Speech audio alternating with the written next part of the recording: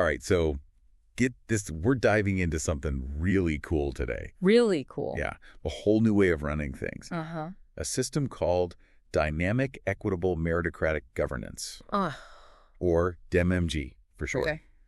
And, you want to know how this all works. Yeah. And we've got these 2 super detailed documents to break it all down. You've done your research. I have. I've done my research. Okay. So we're talking about replacing voting with picking leaders based on their skills, using tech to stop corruption, Okay.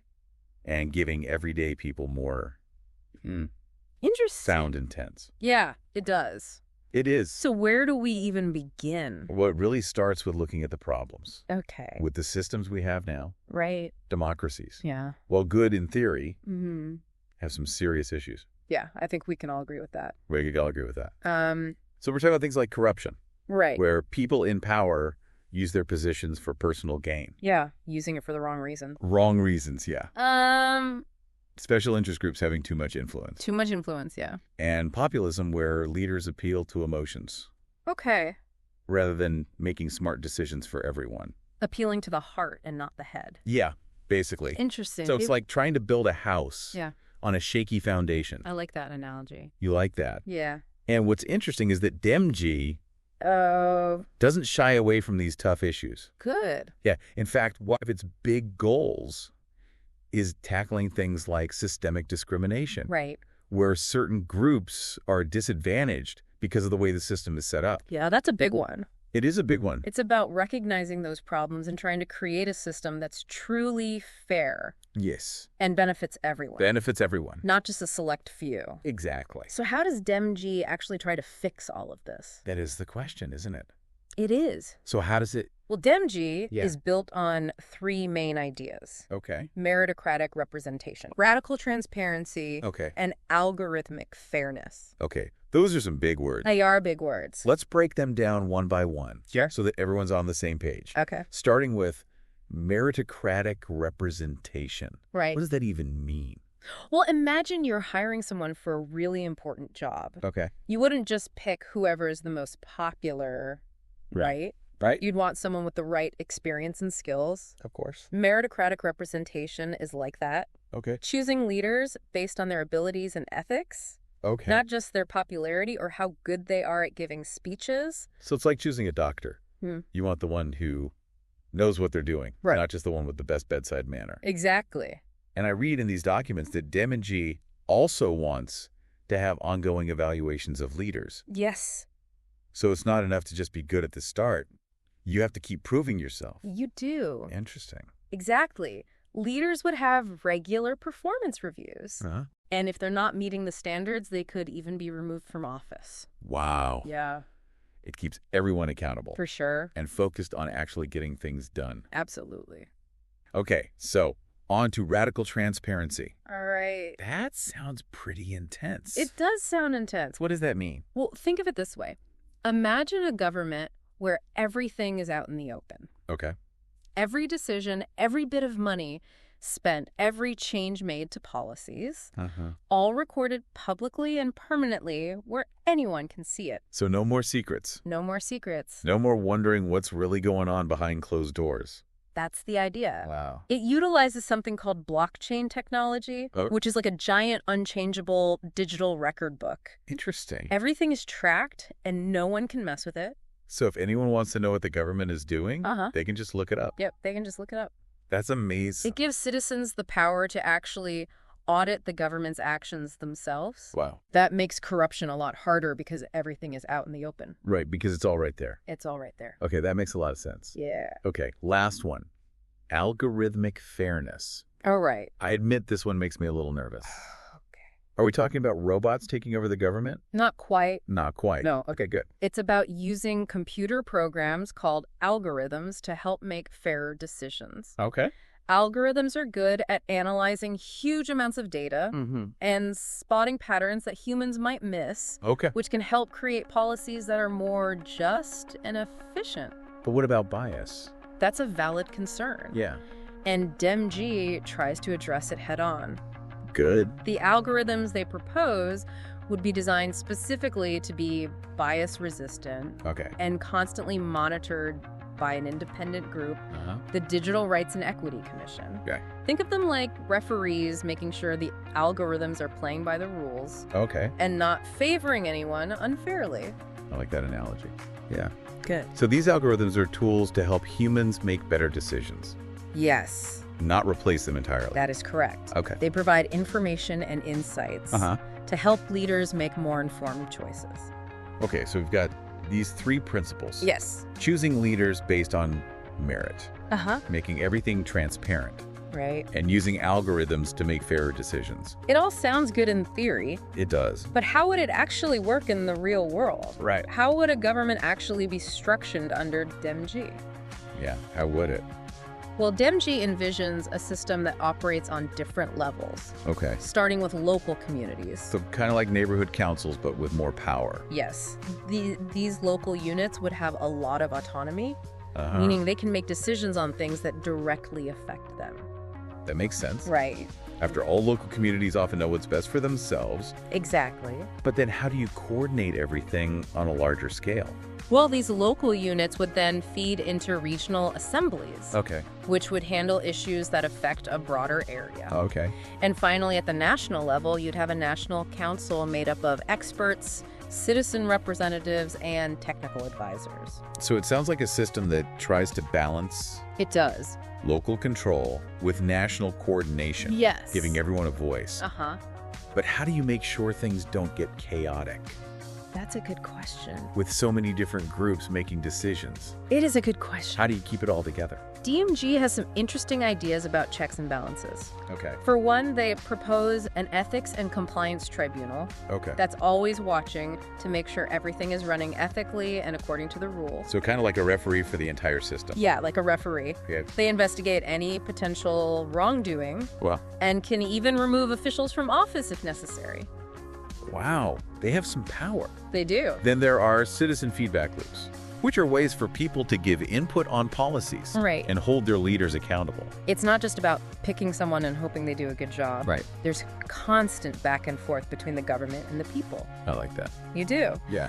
And to make sure everyone's voice is heard, Okay. they suggest something called deliberative panels, which are groups of randomly selected citizens from different backgrounds. Interesting. They provide feedback on policies, ensuring no one group dominates the conversation. That's a really interesting way to get a diverse range of perspectives. It is? So DEMG aims to tackle corruption, promote fairness, and empower citizens. Those are big goals. It's a lot to take in. It is. But I'm curious, how would they actually make all of this happen? Uh-huh. That seems like a huge undertaking. You're absolutely right. It's a big change. It is. But DEMG lays out a 6-phase plan for implementation. 6 phases. 6 phases. Wow. It's a gradual approach, Right. starting with pilot programs to test things out before going bigger.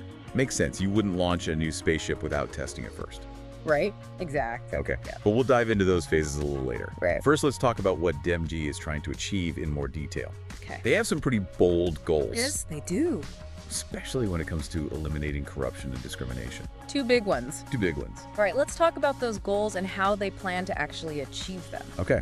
Sounds good. So we've talked about those big ideas behind DEMG and the problems that it's trying to solve. Right. But they don't just stop there. They actually lay out these specific mechanisms for how to achieve their goals, Wow. Wow. which is where it gets really interesting. Okay, color me intrigued. All right. So let's dive into these mechanisms, Yeah. starting with how would they actually reduce corruption?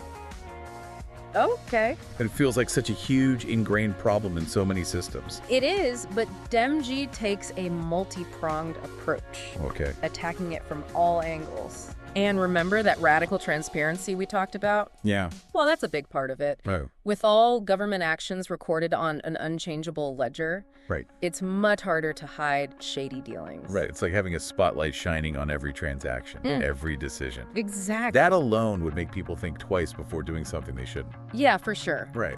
But they also propose things like algorithmic auditing, Okay. which uses computer programs to scan for suspicious activity, Uh-huh. and transparent resource allocation, Oh. meaning everyone can see how money and resources are being used. Right. No more wondering where all the money went. That's right. Yeah. It's like creating a system where it's almost impossible to be corrupt Yeah. because someone is always watching, Mm-hmm. whether it's a computer program or a concerned citizen. You got it. Okay. And on top of that, Yeah. they propose independent anti-corruption bodies with real power to investigate and prosecute wrongdoing. Yeah. So they're not just figureheads. No, they're not. They have teeth. They have teeth. Oh. So it's a combination of making it harder to be corrupt in the first place, Mm-hmm. and then having strong mechanisms in place to catch and punish those who still try to game the system. That's pretty comprehensive. It is. But what about discrimination? Okay. How do you fight something that can be so deeply rooted in society? That's where things get even more innovative. Okay. One key element is using those bias-resistant algorithms we mentioned earlier. Mhm. They can analyze policies and practices to identify and mitigate any unfair biases that might be baked in. So it's like having an extra set of eyes constantly checking for any hidden discrimination, Yes. even unintentional. Even unintentional, exactly. Okay. But they don't just stop there. Okay. DMG also advocates for inclusive policy frameworks, Mm-hmm. meaning involving diverse voices in the policymaking process from the get-go. Right. So it's not just about fixing problems after they arise. No, it is not. It's about making sure those problems don't even exist Exactly. in the first place Yeah. by involving everyone in the decision-making process. You got it. Okay. And to solidify these values, Okay. DMG emphasizes cultural sensitivity education. Mm-hmm. It's about teaching people from a young age Uh-huh. about the importance of diversity, inclusion, and respecting the rights of others. Okay, so we've got a system that aims to choose leaders based on merit, make everything transparent, Right. use algorithms fairly, Yes. and tackle both corruption and discrimination head on. Mm-hmm. It's a pretty ambitious vision, It is. but let's be real. How do you actually get from where we are now Yeah. to a system like this? Right. Seems like a huge leap. That's where the 6-phase implementation roadmap comes in. Okay. And I think this is one of the most interesting parts in the whole DMG concept. Okay. They recognize that you can't just flip a switch and change everything overnight. Of course. It's a process. Yeah. And it has to be done carefully. Right. All right, let's dive into that roadmap. Okay. I'm all ears. What's the first step? Phase 1 is all about starting small Okay. and testing the waters with pilot programs Okay. in selected communities. Okay, so like beta testing a new piece of software before releasing it to the public? Exactly. Makes sense. You want to make sure it actually works before rolling it out on a large scale. Yes, you do. But what kind of communities would be ideal for these pilot programs? Well, they suggest looking for communities that are already forward-thinking and open to trying new things. Okay. Perhaps places that are experimenting with digital governance or have a strong track record of civic engagement. So places that are kind of ahead of the curve Yes, and eager to embrace innovation. exactly. But what would these pilot programs actually look like in practice? Okay. What would they be testing? Well, they would start by establishing local councils Okay. where representatives are chosen based on their proven expertise and integrity, Okay. not through traditional elections. So we're talking about people with actual qualifications and a strong ethical compass. Yes. Not just those who are good at campaigning or fundraising. Exactly. That's a big difference. It is. And these councils would start using blockchain-based record keeping Yes. and automated audit systems for all their decisions and actions. Right. It's about showcasing those core principles of transparency and accountability right from the start. So these pilot programs are like mini DEMG systems in action. They are. They give people a chance to see how it works on a small scale and provide valuable data and feedback Yes. to refine the model before going bigger. Exactly. And that feedback loop is crucial. Right. Because it allows them to adapt and improve the system based on real-world experiences, Okay. not just theoretical ideas. Right. So if something isn't working as intended, they can tweak it before scaling it up. It's like a living laboratory for democracy. I like You can experiment, learn, and make adjustments in a controlled environment before implementing it more widely. Exactly. Okay, so let's say these pilot programs are successful. Great. What happens next? That takes us to phase 2, which focuses on building the technological infrastructure for DEMG. Okay. Remember, this system relies heavily on technology to ensure transparency, accountability, and efficiency. Right, because you can't have radical transparency without the right tools to make it happen. You can't. It's like trying to build a skyscraper without any cranes or bulldozers. Exactly. So in this phase, they would develop a robust, decentralized ledger system. Yes. Most likely using blockchain technology. Right. This system would become the central repository for all government data, ensuring that every action is recorded immutably and transparently. It's like creating a digital constitution that's unchangeable and accessible to everyone. Wow, I like that. Yeah, No more hidden agendas or secret deals. exactly. And speaking of access, how would everyday citizens actually interact with this system? That's where secure digital identity protocols come in. Okay. These protocols would allow people to interact with the government online, provide feedback, and even participate in decision-making processes while safeguarding their privacy. So it's about empowering citizens with digital tools Yes, while also protecting their rights and data. exactly. It's like a digital democracy in action. I like it. But building all of this technology sounds like a huge undertaking. It does. Who would be responsible for making it happen? Right. Well, DEMG envisions partnerships between governments and tech companies with expertise in areas like blockchain, cybersecurity, and data privacy. Okay, so it would be a collaboration. Yes, a collaborative effort bringing together the best minds to create a secure and user-friendly system. So you need the right people and the right tools to build something this complex. You do. All right, so we've laid the technological foundation. Okay. What's the next step on this roadmap? Phase 3 tackles the legal and institutional hurdles.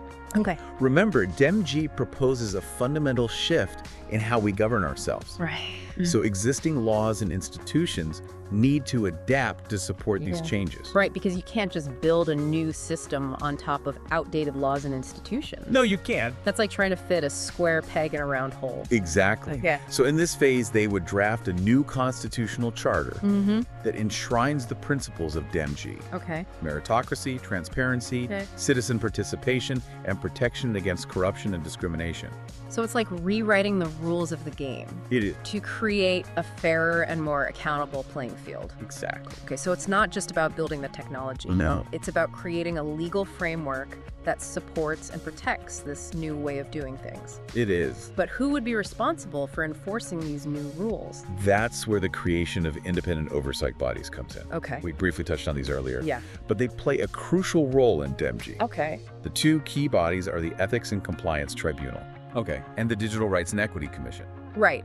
The Ethics and Compliance Tribunal acts like a watchdog, Yes. investigating any potential violations of the new rules and holding government officials accountable.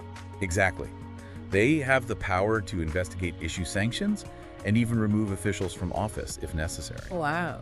And the Digital Rights and Equity Commission focuses on ensuring that technology is used fairly and doesn't create new forms of discrimination. Okay. They're like the guardians of algorithmic fairness. Okay, so it's about having both human and technological safeguards in place Yes, to protect the integrity of the system, checks and balances on all fronts. exactly. But it's not just about the laws and the institutions, is it? No, it's not.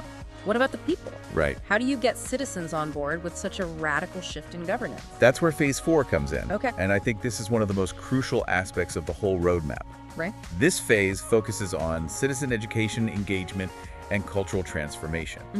DEMG recognizes that this new system can only succeed if people understand it, Yeah. support it, and actively participate in it. Right. It's about empowering citizens to become active participants in their own governance, Yes. not just passive observers. Exactly. But how do you achieve that kind of cultural shift? It seems like a huge challenge.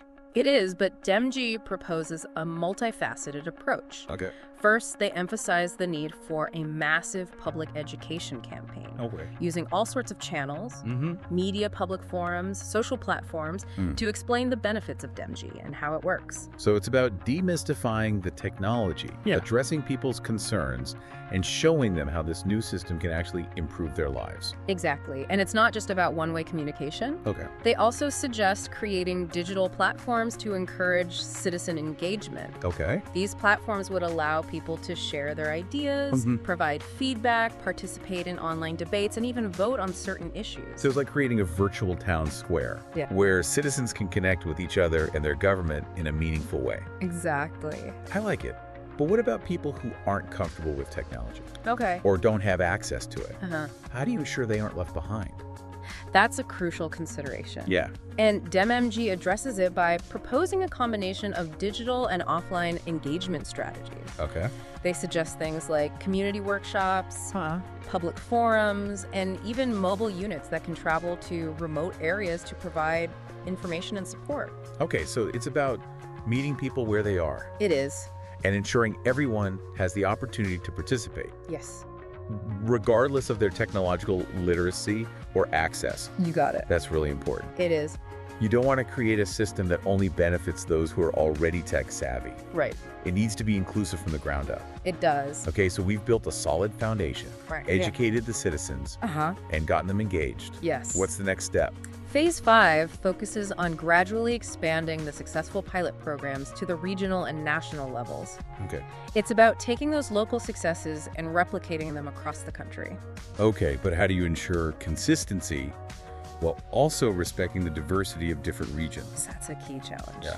And DEMG proposes a balanced approach. Okay. They suggest establishing regional assemblies that integrate multiple local councils. Okay. This would ensure that standards and best practices are shared across a wider area while still allowing for regional variations and adaptations. So it's like creating a network of interconnected communities. Yes. Each learning from and supporting each other, but still maintaining a degree of autonomy. Exactly. National standards for transparency and accountability would be essential.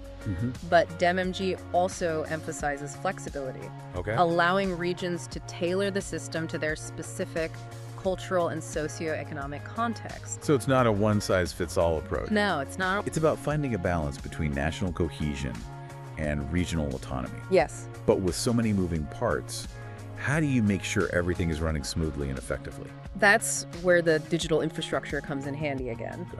DEMG proposes using data analysis to track progress, identify challenges, and make adjustments as needed. Okay. It's about having a feedback loop built into the system, allowing for continuous improvement. So it's like a living, breathing organism that adapts and evolves over time Yes. based on real-world data and feedback. Exactly. And I imagine that as the regional systems mature, the final step is to integrate them into a cohesive national framework. That's the culmination of Phase 5. Wow. They would gradually replace outdated laws and institutions with new ones that reflect the principles of DEMG, ensuring a smooth transition to a fully functional national system. So by the end of Phase 5, we have a nationwide DEMG system in place. Yes. In theory, at least. At least in theory. But what happens then? Do we just sit back and relax, assuming everything will run perfectly from that point on? Not at all. Governing is an ongoing process. Sure. And any good system needs to constantly adapt and improve. Okay. That's where Phase 6 comes in. Okay. Focusing on consolidation, continuous improvement, and global benchmarking. Okay, let's delve into that final phase and explore how DEMG aims to ensure long-term success and even become a model for other nations to follow. So it's not a set it and forget it kind of deal. Right. They actually build in ways to constantly learn and adapt. Yeah. Which makes sense, especially with how fast technology changes these days. Exactly. They also emphasize collaboration with other countries. Okay. You know, no one has all the answers. Right. So sharing best practices and learning from each other's experiences with digital governance is crucial. Makes sense. Imagine this global network of innovators Yeah. all working to improve their systems. That's a pretty inspiring thought. It is. A world where countries are learning from each other and constantly pushing the boundaries of good governance. And to keep things fresh, DEMG encourages ongoing innovation, being open to new ideas and incorporating new technologies as they emerge. So you got to be able to adapt, right? You do. It's about recognizing that the world is constantly changing and a good system needs to be able to change with it. Exactly. But all this sounds pretty top-down, experts in governments making decisions.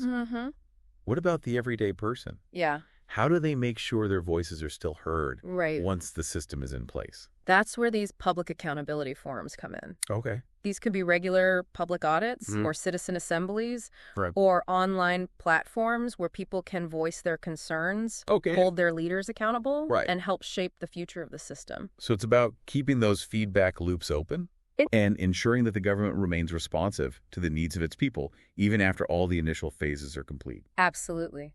The goal is to create a system that is truly by the people, for the people, where everyone has a voice and a stake in shaping their future. Wow, we've covered a lot of ground today. We have. From the initial problems DEMG is trying to solve to the nitty-gritty details of its implementation roadmap. It's been an intense deep dive into a truly radical idea. It really is a fascinating concept full of bold ideas and innovative solutions. It is. Whether such a system could actually be implemented in the real world with all its complexities is a question that only time can answer. Yeah, I think that's true. There are bound to be challenges and unexpected hurdles along the way, no doubt. But the ideas themselves are thought-provoking. Yes. And offer a glimpse into what a more equitable and effective system of governance could look like. I agree. What stands out to you as the most intriguing aspect of DEMG? Oh, that's a great question. For me, it's the emphasis on transparency and accountability. The idea of having a permanent, unchangeable record of every government action is incredibly powerful. Yeah, I think for me, I'm really drawn to the idea of empowering citizens through technology. Yeah. Giving people the tools to participate in their own governance in a meaningful way is something I think we could all benefit from. I agree. Who knows? Yeah. Maybe DEM could even inspire other countries to rethink their own systems. It's certainly a conversation starter. It is. A catalyst for reimagining how we govern ourselves in the digital age. Well, listeners, we've reached the end of our deep dive into DEM. It's been a journey. It has been a journey, and we hope you found it as fascinating and thought-provoking as we have. We do. Whether DEM ultimately succeeds or not. Yeah. The ideas it presents are worth exploring and debating. For sure. And remember, the future is not something that just happens to us. No, it's not. It's something we create. We create it. So keep thinking critically. Yes. Keep asking questions and keep pushing for a better world. Thanks for joining us on The Deep Dive.